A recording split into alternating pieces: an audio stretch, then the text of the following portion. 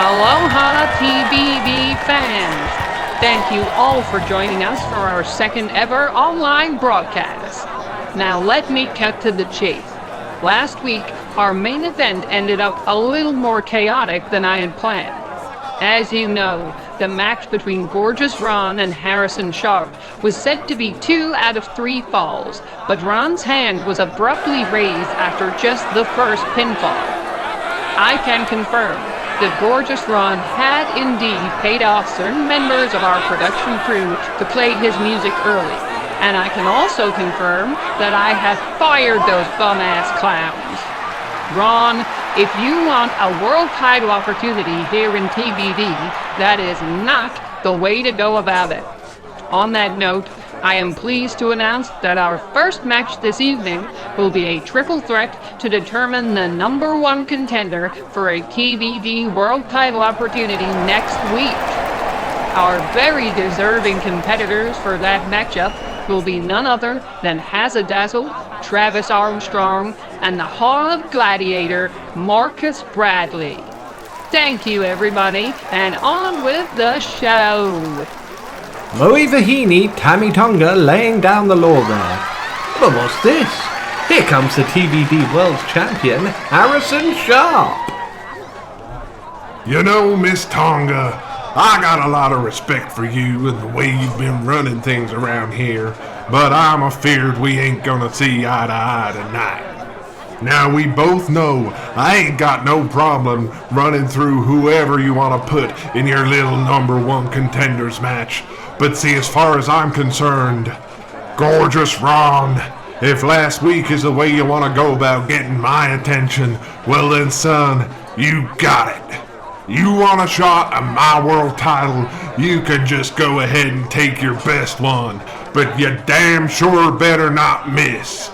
I ain't gonna mix words with you here, Ronald. Last week, you got one over on the cowboy.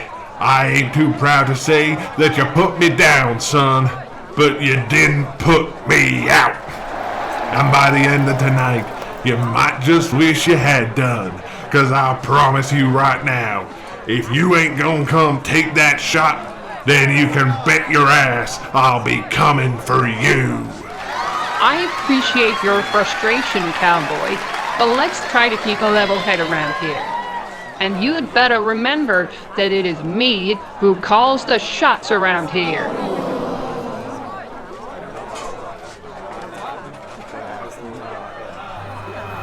Bloody hell!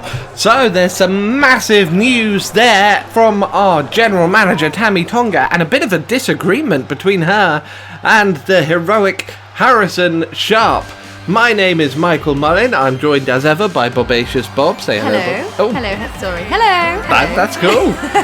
But disagreement or no, you heard the word from the Moe Vahini. This match, this triple threat match to open TBD episode 2, is going to be for a number 1 contendership for Harrison Sharp's World Championship. So, some spooters going off there. What a fantastic opportunity this will be for these 3 men. And coming down first, it is Hazzadazzle, the self-proclaimed Queen of the Gold Coast. What do you think about Hazzadazzle getting a chance at the world title, Bobs? I'm excited. I mean, half because I kind of came up with the idea for him, so I do have a little, credit where credit's due. But I like him. He's fancy and fabulous. So I think he's got a real shot to a degree. To a degree. To a degree. Well, fancy and fabulous is absolutely right. Oh, look at that, doing a little flippity-doo down there. Oh, and just some thrusts here. Fancy and fabulous, very unorthodox, and we'll likely see some very eccentric and acrobatic maneuvers out of Mr. Dazzle here.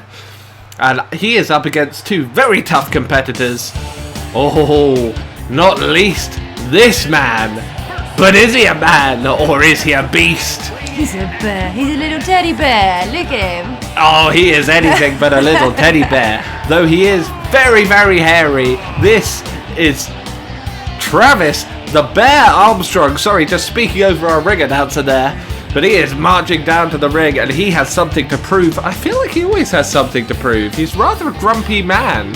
Yeah, see, the hair would do it for me. Nope, the hair would not do it for me. The hair is a big put off. Like, I can't. It gives me the heebie-jeebies. I have goosebumps thinking about his chest. Well, perhaps this is part of his strategy. The more heebie-jeebies he can give to his opponents with his hairy body, the more he can take advantage. He's avoidant. Oh, but one man that's not got the heebie-jeebies from anyone he's ever faced is this, the Harlem Gladiator, Marcus Bradley. Whoop, whoop, whoop. Yes. There he is. Oh, he's feeling himself straight off the gate. He looks so royal. He looks so royal, but he is also straight out of the hood, which is obviously somewhere I'm not very familiar with. Looking like that. I've never felt any whiter than just saying that right then, but be that as it may, Marcus Bradley is here, and he has got quite a following amongst the TBD audience recently. Not exactly one that plays up to the crowd, but his work inside that squared circle speaks for itself. It doesn't get any better than the brash and perhaps arrogant Marcus Bradley, but look at him there, adorned in gold. I don't know, you know what else speaks for themselves? Look at those nipples through his armoured chest plate. That's impressive. Yeah, that is impressive. That's some powerful nipples right Yeah. there. I almost thought maybe they were carved into the armour, but you think his No. nipples are... No, I think it's a bit chilly there tonight. Yeah, oh, they're poking straight through the armour. And this triple threat match, so the first man of these three competitors to score a pinfall or a submission will be going on for a world title shot next week on TBD. What an exciting matchup we've got starting off here today. And Marcus Bradley, the first into the attack there. Hazzle just backing off and maybe letting them go at it here. It's not exactly what I expected would happen in this matchup, but oh no, look at that! Just a little roll through fuckbuster to start off. What a way to introduce himself into the match! And a single leg drop kick. See, Hazard strikes me as a character to kind of stay out the way until necessary. He doesn't want to throw himself in and get injured. Like, he wants to protect himself a bit. Oh yeah, look at that. He's agreeing with you there. See, I've got it. Hazzle, yes, maybe very in your face and eccentric in his appearance, but don't let that fool you. A very cerebral competitor in the ring, and he's going for another roll through fuckbuster. Hitting the bear all straight on his face, but then Marcus Bradley with a running boot to the knee, and then follows it up with an extreme combo. But they're right behind him. Oh, with just a headbutt to the back of the neck. Oh, launching Hazzle into the air. This is one concentrated little unit of meat here in Travis the Bear Armstrong. He can send anyone flying. And Hazzle whipping the dreadlocks of Marcus Bradley there. The action is fast and furious in this one, Bobs. But your commentary is not. So we I'm watching it. I'm too invested. Oh, I can't blame you for that. Just a press slam from Travis the Bear Armstrong into a standing moonsault. Belly flop. So impressive of a backflip belly flop there. Yes, by a very large, stocky man. We should say that I don't understand any terminology of these moves. So if I come out with anything random, just give it to me. Oh, we'll give it to you. There's no gatekeeping in TBD. And Travis there just repeating the move, so perhaps you can get to grips with it there, Bobby. It's the backflip belly flop. Oh, the backflip belly flop. And perhaps maybe it's almost a bit of a mockery to Hazzle. You know, he so has that sneaky. dazzling... Look at him. He is a little, but anything goes in this match. Triple threat rules. Oh, and just a kendo stick shot. He's got his stick out. Breaking it over the face of the bear. Yes, Travis the Bear Armstrong using a standing moonsault there. Look, you got a stick, I've got a fucking sledgehammer. Sledgehammer right up the anus of Hazzle and then striking both men on the ground. Hazzle does employ the Dazzling Delight, and that is a sort of theatric standing moonsault. Perhaps Travis the Bear trying to get into his head there, but what could get more into your head than a sledgehammer to the ass? It depends how big the sledgehammer is. Oh, well, it's quite a girthy one. Hazzle now taking it to the Harlem Gladiator.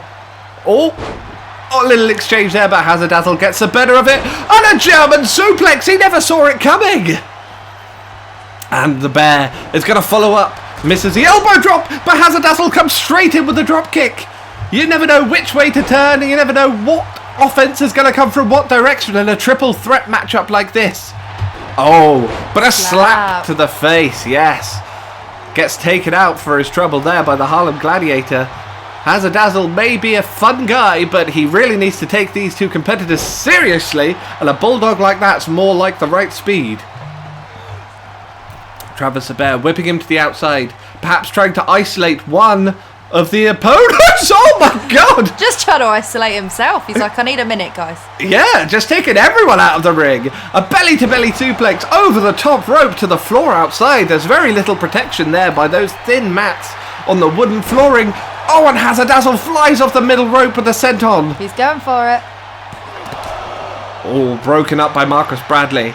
This is the issue with the triple threat match. You really need to isolate someone, as the Bear was attempting to there, before you can go for a pinfall. What would be your strategy, Bobby, in a match like this? I haven't really thought about that. Probably just distraction. I'd probably like to distract at least one of them, and then while their back's turned, just be a little like, huzzah, and, you know. That's a really good point, actually. Perhaps brute force isn't the only way to go in one of these matches. Perhaps someone who has more wits about them than the others could have devised some sort of plan for a distraction.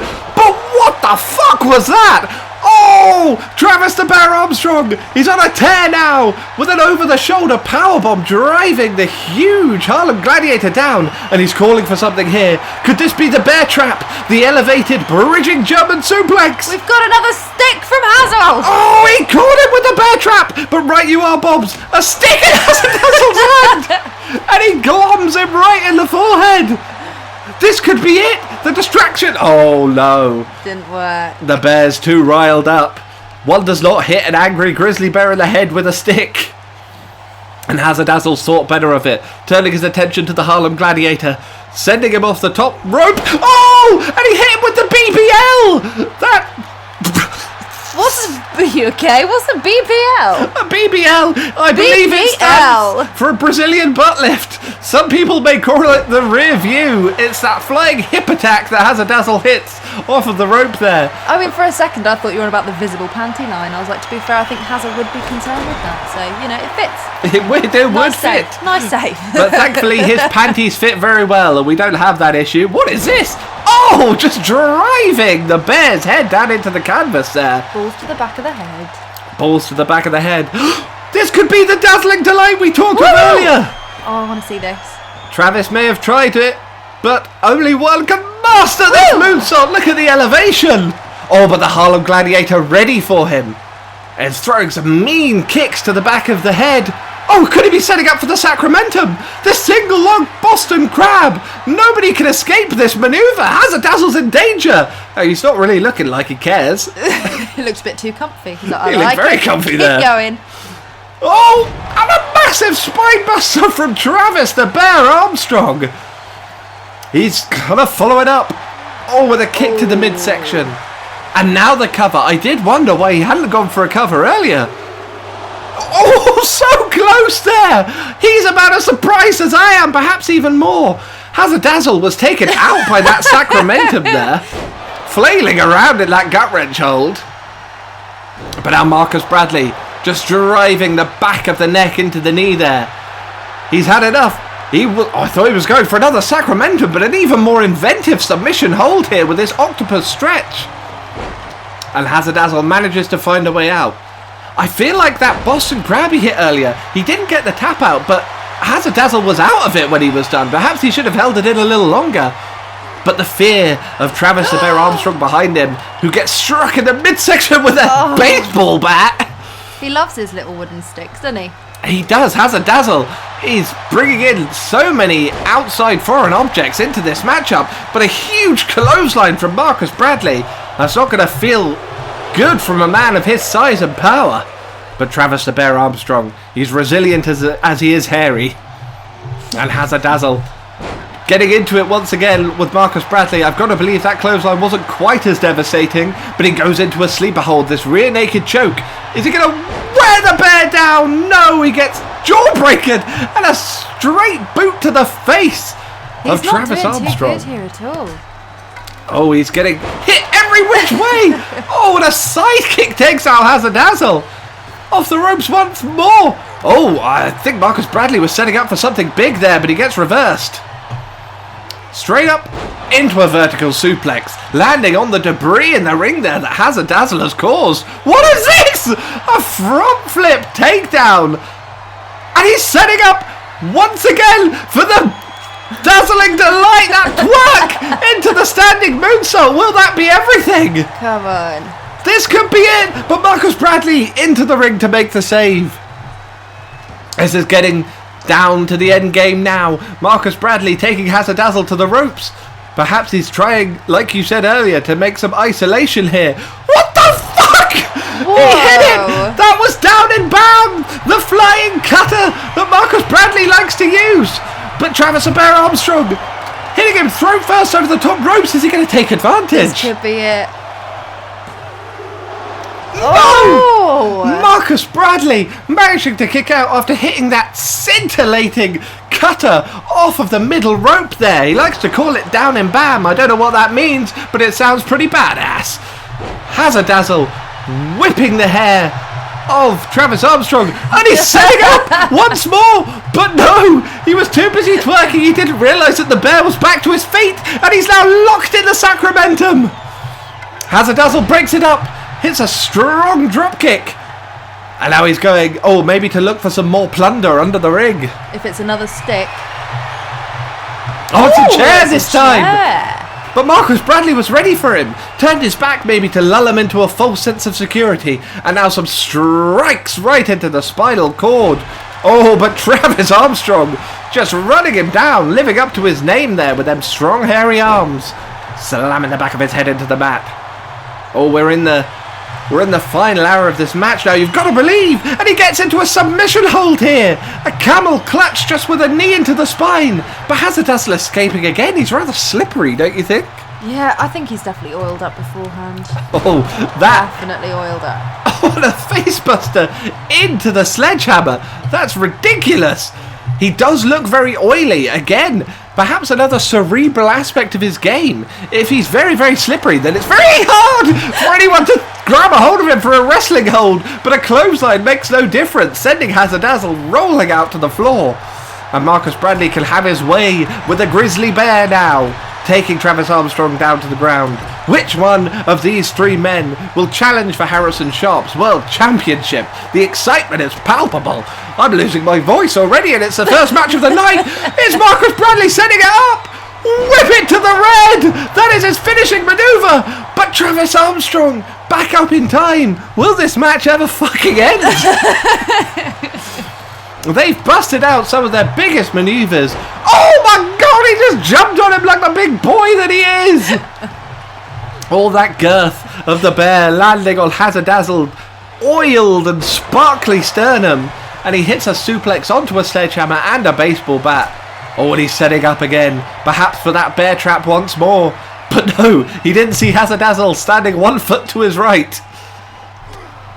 And he hits him with a slap to the hairy tits. And working over the leg here. Marcus Bradley looks shocked there. It was, again, some more very deliberate and thought out offense from Hazzle, who usually we expect to run just on his emotions, but taken down by that amazing combo that Marcus used earlier in the matchup. Did you see how he got back up though? He's full of energy. He's full of beans. He's very full of beans. Down and bam once again from right up high all the way down to bam.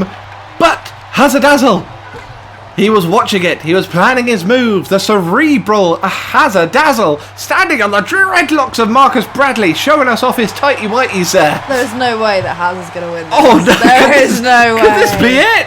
After No. pulling his hair. No! Marcus Bradley says, you have to actually hit me with a move if you want to win this match.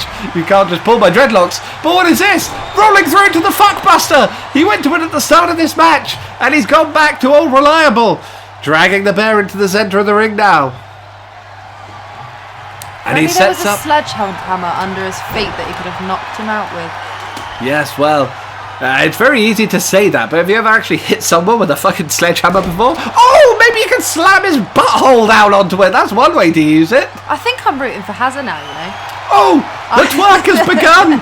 Travis Armstrong got a front row seat, but Marcus Bradley ducks out the way of the dazzling delight. And a Northern Light suplex from the suplex master there in Travis Armstrong.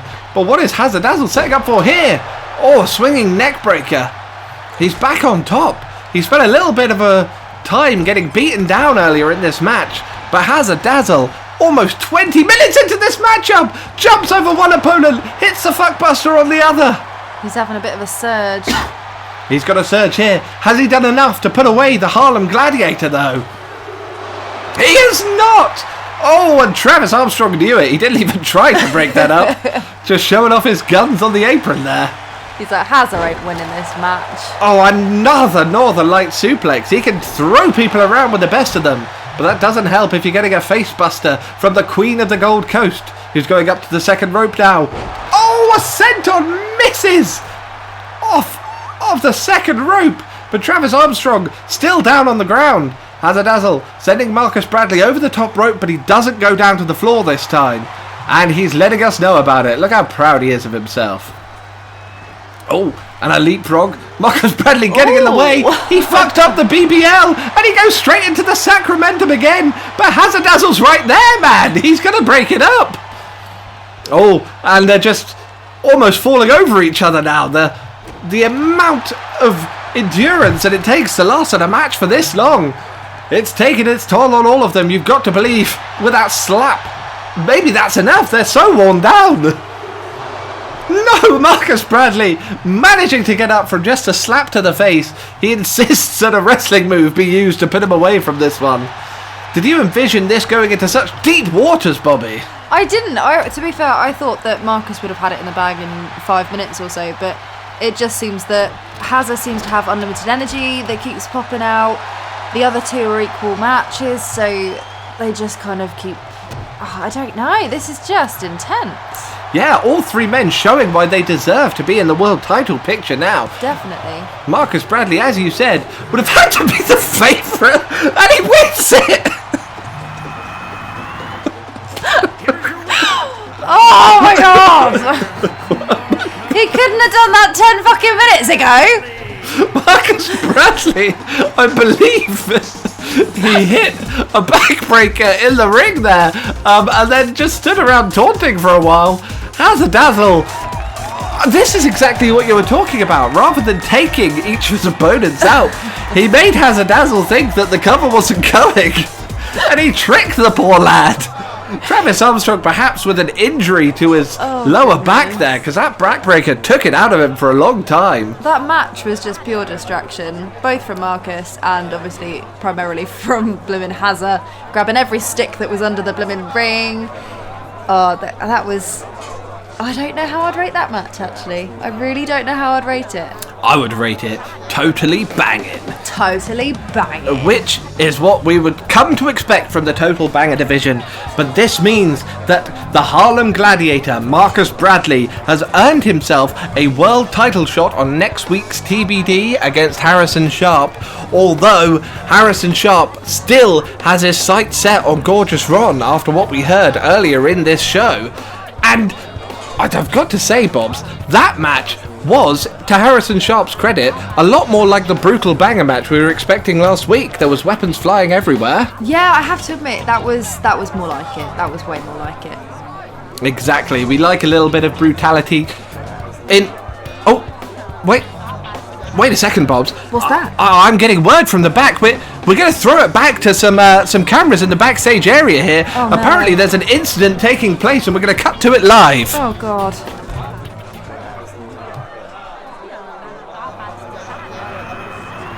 Oh my god!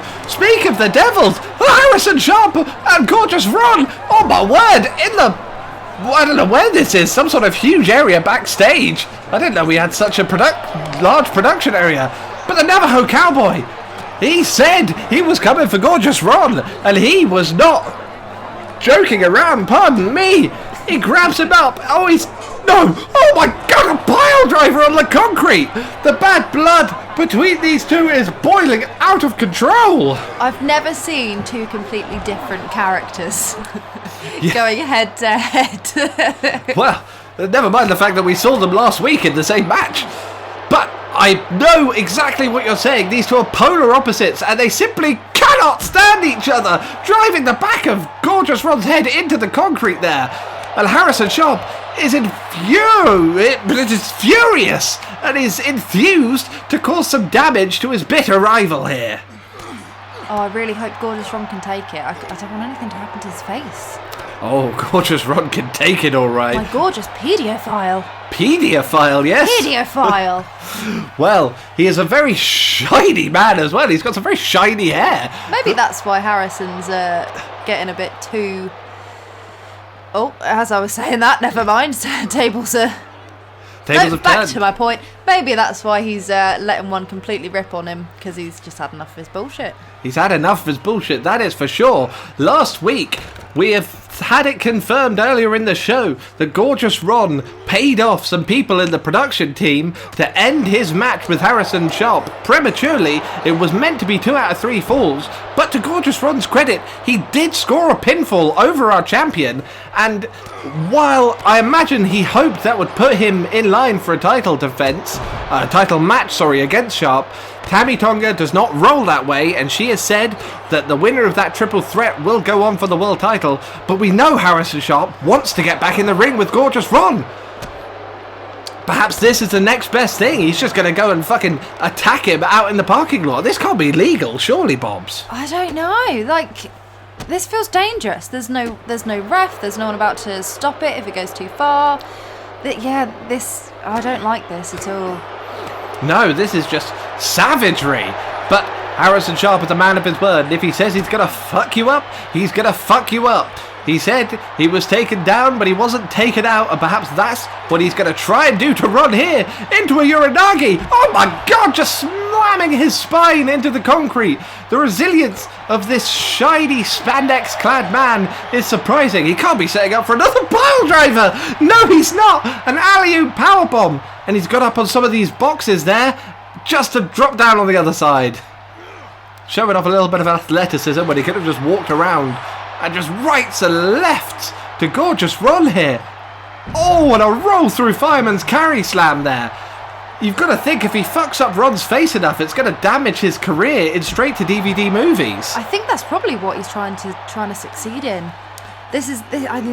Like you said before, the concrete floor. This is brutal. Like this means he wants to hurt him now. I think this is almost taking it too far, but I'm here for it.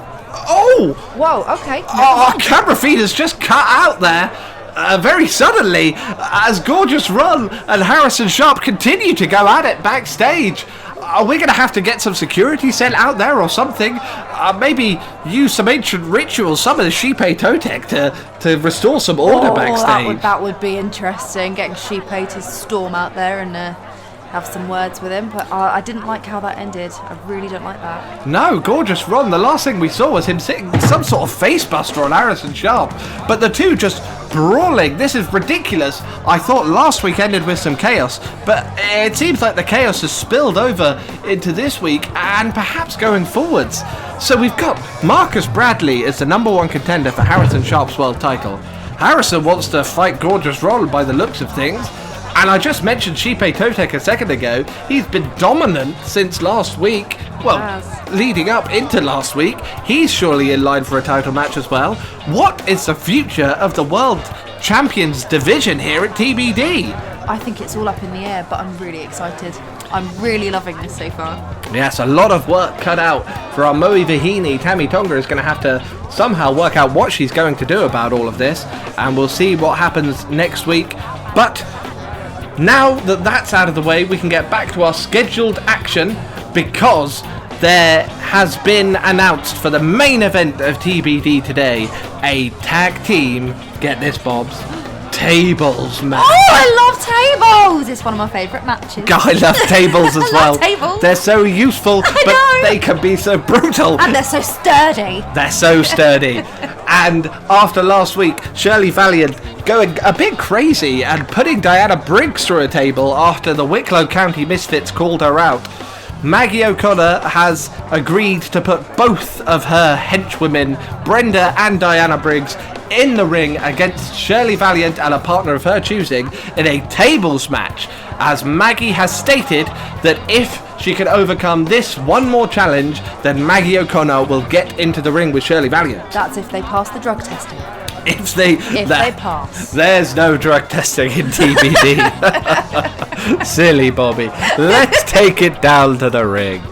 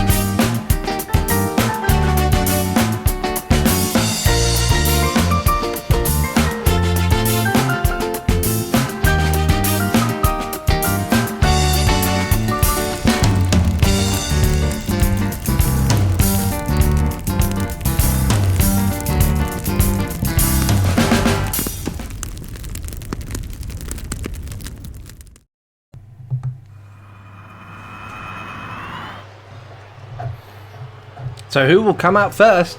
Oh, it's going to be those dastardly Wicklow County misfits. Diana Briggs, Brenda Briggs, and Maggie O'Connor. They seem to be switching it up in terms of personality today. It's not how they usually make their way to the ring. Maggie usually leading the pack and Brenda usually a little bit more stern than this.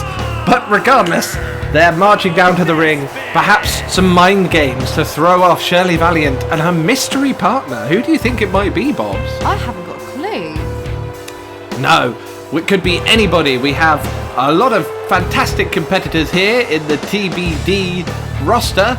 We saw a little promo package earlier for the exciting Lazara Blaze, who's going to be coming to TBD, but that's said next week. Ooh, let's see. Yeah, she's probably one of my favourites.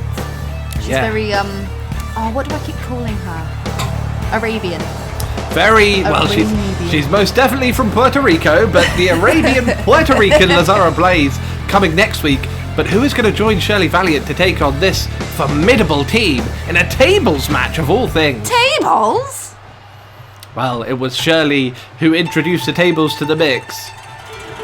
But before we get to Shirley, this is her mystery partner! Oh my word! It's the White Tiger! Look at those pom-poms! Look at those pom-poms indeed! An absolute legend over in Kyoto, Japan, where she hails from. She must be... this is a debut on the TBD roster for the White Tiger. We are going to see some exciting things from her. Oh, I can't believe that she's made her way into our ring right now. She is a submission specialist, so I don't know how that's going to translate to a tables match. She has a brutal finishing hold named the Tiger's Claws, which I don't think any competitor has ever escaped from. But in this match, I'm sure she will bring a lot of technical prowess and set up for that big table slam. And here she comes. The World Women's Champion, America's Sweetheart, Shirley Valiant.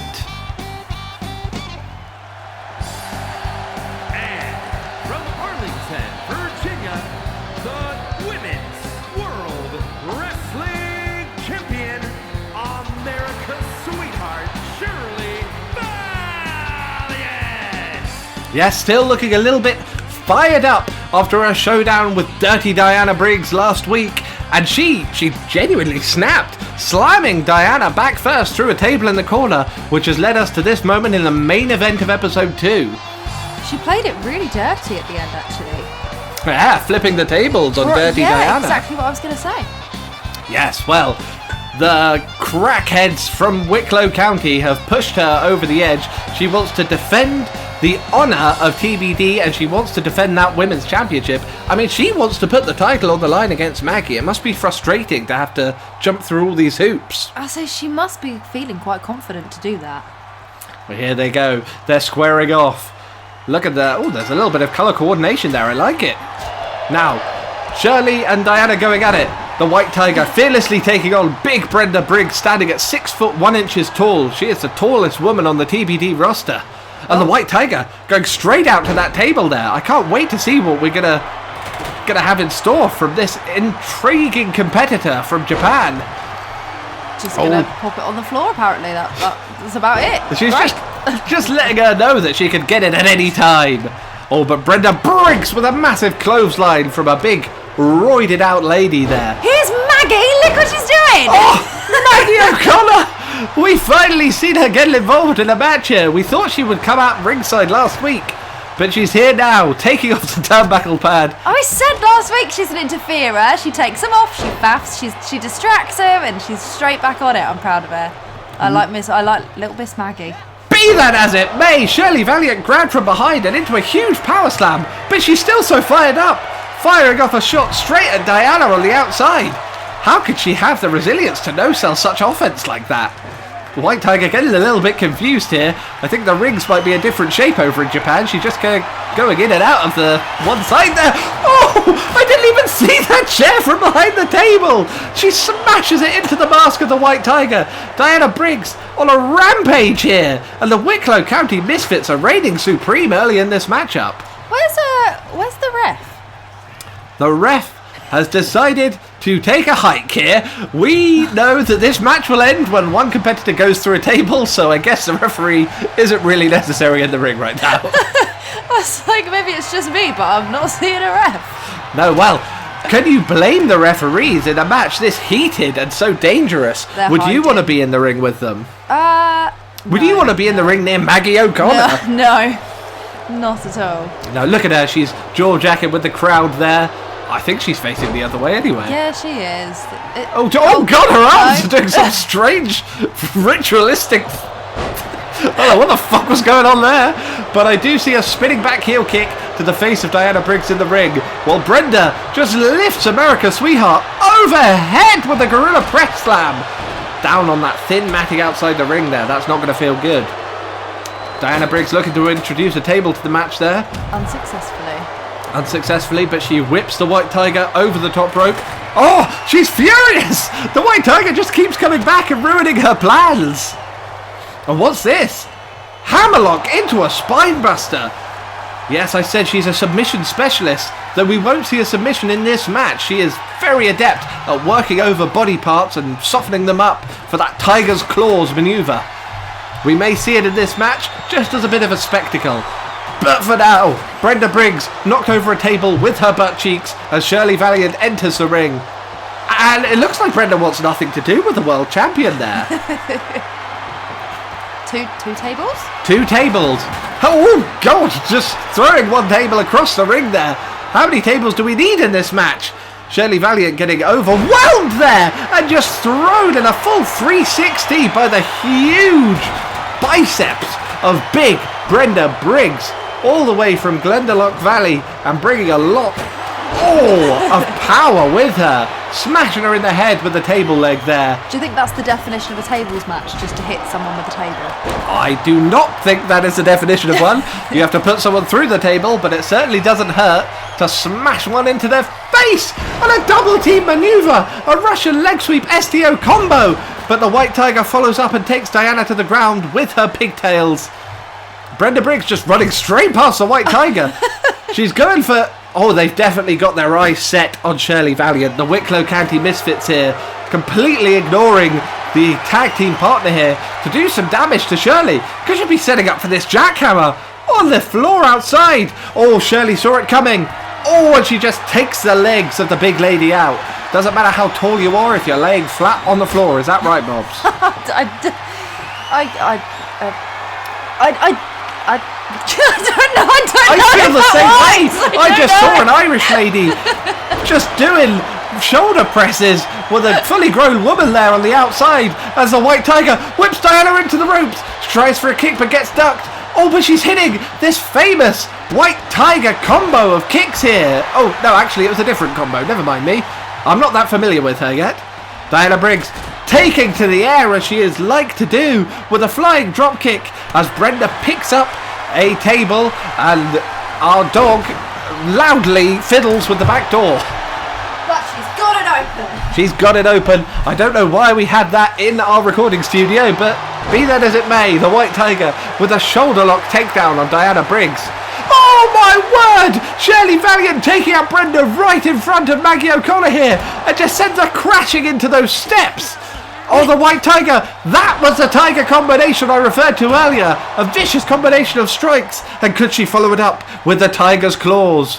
So No. you have to question, with no ref, could Maggie get involved? Could she get involved? Never mind that! Is it going to last much longer, the White Tiger? Oh, a suplex to Diana Briggs! And that will be everything in this matchup! What an impressive debut for the White Tiger here, Bobs. Oh, that was so cool. As I said, she is a submission specialist, but she is so adaptable. She hit that famous Tiger combination to take down Diana Briggs, usually follows it up with a Tiger's Claw submission hold, but she went straight into a suplex through that table as Shirley and Brenda were distracted out at ringside, taking on each other in front of Maggie O'Connor.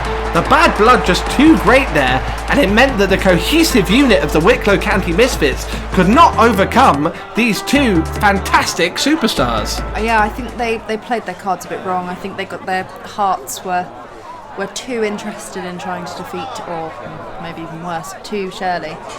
Yeah, So- maybe even worse. We did hear that they were going to shove that championship up her vagina in the first episode. Thankfully, we haven't had that happen on this TV show. But you are completely correct. They were too emotional, too focused on damaging Shirley Valiant. But again, is that not their end game here? They want to soften her up for Maggie. Do they care about the wins and losses in these matches? But surely the wins mean something to them. They probably fucking Otherwise, should. they'll have nothing behind them the whole way through. Exactly. And I think as much as they have done some damage to Shirley Valiant, the momentum she's building after getting these wins have got to be bolstering her resolve. And she'll carry that on into next week when Maggie has said she will face Shirley Valiant because she took on every challenge set up in front of her. So I guess that means, according to what's transpired here tonight, we have not only a women's world title match on the card, but also a match for the men's World Wrestling Championship. Could there be any more excitement going into TBD episode 3, Bobby? I don't know, I feel like I've got ants in my knickers. Oh, I've she's got ants in my knickers! ants in your knickers. That's the slogan for this show. And we cannot wait to see you next week for a double championship main event. This has been TBD.